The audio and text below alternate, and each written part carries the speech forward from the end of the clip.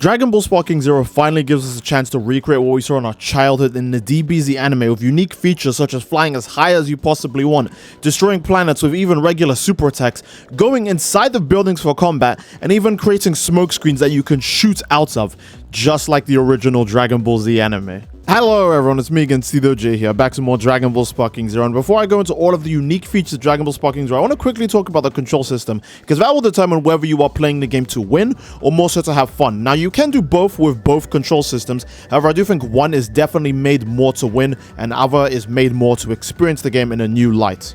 When it really comes down to it, the controls of Sparking Zero actually determine who is having the most fun at any point. I think I'm going to stay with classic controls. I might give standard controls a slight try when the game first comes out, but I think I'm going to stay with classic controls for the most part. Let me know what control scheme you guys would like to do the most. But me personally, I think the analog spinning stuff, that is going to be like super meta when you get into clashes, because you can spin an analog much faster than you could like button mash a button, right? A good example is spinning the analog to win clashes in like Tenkaichi games were mad easy, but when you had to mash like circle or triangle to win a clash, you could never do it. It's why Tenkaichi on the Wii was so easy, because all you had to do was like shake a stick, but now you have to mash buttons, and that's just going to be hard. Again, I think maybe the standard control scheme might be a bit more like for fun, or if you're someone who's new to the series, right? But the classic control scheme is definitely going to be like the meta when it comes to like how you play the game at like maybe a higher expert level, kind of like Street Fighter, you know. That's another good example. I think I will start with the scale of maps. The scale of maps in Sparking Zero is amazing, and the scale of destruction also is just kind of absurd in this game. It's something that you would have dreamed of as a kid before. Nah, there's no way. The one I'm playing right now is definitely the highest we can go. Technology could definitely not go further. And then, you know, the new game comes out, and then it goes even further. Now, this did stop for a long time. After Tenkaichi 3, we got like Raging Blast, which was like alright. It was kind of similar in terms of destruction, but the game scale felt less overall. The maps were like less inspired too, so it did affect people's perception and how the stages looked as well. Then afterwards, we obviously eventually got games like Ultimate Tenkaichi, where the destruction is really nice, but the game is rock, paper, scissors, so who actually cares? Then we got games like Fights in Xenoverse, and now finally, we're at Dragon Ball Sparking Zero, where the maps are ginormous. There's massive dust clouds for hitting people around. Water makes like a giant splash when you send someone crashing down into it. The maps are huge. You can go to the very top of these maps. The sky is literally sky's the limit, because the sky is so endlessly high in Sparking Zero. When you KO someone at the top of the map, it takes ages for them to fall all the way back down to the bottom for the next character to tag in, and I think that's really appropriate and really cool. There are a lot of scenes in Dragon Ball in general where characters are just falling back down to the earth, so I'm very okay with this. I actually like that. I think it's very, very cool. And speaking of scale, when it comes to planetary destruction, ooh, man, we have... Now, to be fair, we don't have too much planetary destruction footage, but I do really, really like how we have seen planetary destruction with super attacks, because we've only seen it with ultimate attacks to this point. We saw it with Frieza's Death Ball in the game's second trailer, and then we also saw it with Vegeta's Final Flash in a teaser that they put out. Then we saw Dragon Ball Super Broly use Gigantic Crusher, or Gigantic Ball, whatever the move is called right now, right? We saw him use that too, and we were like, okay, so obviously Ultimate Attack still destroy planets and stuff like that, right? But we actually recently did see a clip of Future Trunks, DBS Future Trunks, using Final Flash, which is his super attack, on Gohan. And not only does Gohan not get hit by the move directly, he blocks the attack, and it still destroys the planet. So planets can be destroyed, again, without needing to be hit directly. The blast doesn't need to be close to the planet, but they don't even have to hit a player. They can just hit the ground, or they can hit around the ground, or be guarded, and the planet would still get destroyed, which looks really, really cool. It looks really cool to block an attack that like busts the planet. That makes you look extra hard. Not to mention, after the cutscene of the planet being destroyed is done, both players are still in their same positions. So after the smoke, like during the smoke of the planetary explosion, you can throw out your own super attack after you've guarded like the enemy's attack that destroyed the planet. It's just really cool. Again, the Dragon Ball game of all time. You can't do this in any other Dragon Ball game. You can't block a planet busting move and then just counteract with your own move after the planet like goes alight. Stuff like that is ultra dramatic, and I'm so glad we have the ability. Again, destroying planets with super attacks in a Dragon Ball game, that's intense.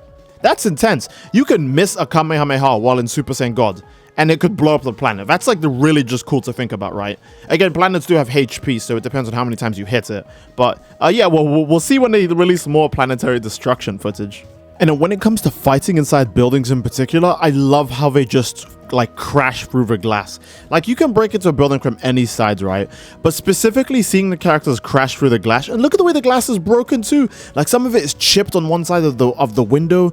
It's like so damn cool, man. Sparking Zero really is just like a game made for fun, because fighting indoors in Dragon Ball games like stopped existing. But now you could do like a Harudagon Wrath for Dragons, where a character can crash through a window and stuff like that. You could do cool stuff like Yamcha's, like, oh, there's a clip of Yamcha's max power mode breaking like the cliffside or rock side he's by, right? And it creates a giant dust cloud, which makes the enemy go, oh, okay, I can't see my enemy in there. So, you know, I'm just going to assume that the threat is like not doing anything. And then boom, a Kamehameha comes out. You know, you get really, really cool stuff like that in this Dragon Ball game that you don't get in any other Dragon Ball game. And again, these things could potentially affect the balance, like someone throwing you into a building to fight you in an enclosed space with a character who probably excels better in those spaces. And as well as, you know, being blinded by like a rock slide or a smoke screen could catch someone off guard. But I think that kind of stuff is a mix of fun and skill. Like it's a tactic and it's part of the enjoyment, you know? I can 100% see these being used as a strategy, maybe as a way to like avoid damage or like hide. Like imagine a Great Ape character is like chasing you, right? Or you just hit a giant character with an ultimate attack or do something to make them lock off of you. You can hide in a building, because when you're in a building, there'd be a wall like obscuring you. Let's say like you fly in through like the main door of the building, or you just crash through a wall and then hide behind another wall, right? The giant character wouldn't be able to lock onto you because he'd have to physically be able to see you. Again, you can lock onto characters so long as they're in a line of sight, but if there's something blocking that line of sight, it doesn't matter how much like ki you sense, you'll never be able to see them. You need an actual line of sight. So I can see this being super useful, hiding from giants like Harudagon, Baby, Great Ape Vegeta, Cell Max, etc., right? If you can hit them with like a solar flare, or maybe hit like them with an ultimate attack, or maybe you can hit their teammate with an ultimate attack, and when that hit kills the teammate and it tags in the next character, they won't have any idea of where you are, and that gives you plenty of time to build your skill counter, hides, charge up ki, activate buffs, such as using sleep for Majin Buu or Beerus so you can heal health, regeneration for Cooler, Senzu Beans for Yajirobe. There's just so much potential with the ability to obscure view or fight inside of buildings. And this is just going to be really cool, because again, we're going to get scenarios like seeing giant characters like try and nuke whole buildings to find someone, kind of like when Second Form Cell is looking for 18 and 16 and he just goes around destroying those islands and stuff like that. You know, again, real Dragon Ball moments. These are things that characters used to do in the series, and I'm glad that we can actually like recreate them or like use these similar tactics finally in a Dragon Ball video game. Either way, I think this is a good place to end the video. Again, you guys do let me know what you think in the comment section down below about all of this, because again, the longer I think about this, the more ideas like really fly into my head. Like I only just came up with the idea of being able to hide from giant characters inside of the smoke screens or destruction effects or other structures because I was just talking about it in general, you know. So man, this game's potential is like actually crazy. Like it might actually be limitless. But yeah, let's wrap this up. I do hope you guys enjoyed the video, and if you enjoyed, then obviously again, please leave a like on the video. Don't forget to keep an eye out for more Sparking Zero content, and you can do that very easily by subscribing to the channel, as well as hitting the bell, as I keep you up to date on all things Dragon Ball. And that will be it. Love you all, hope you enjoyed, and I will see you all next time. Take care and peace.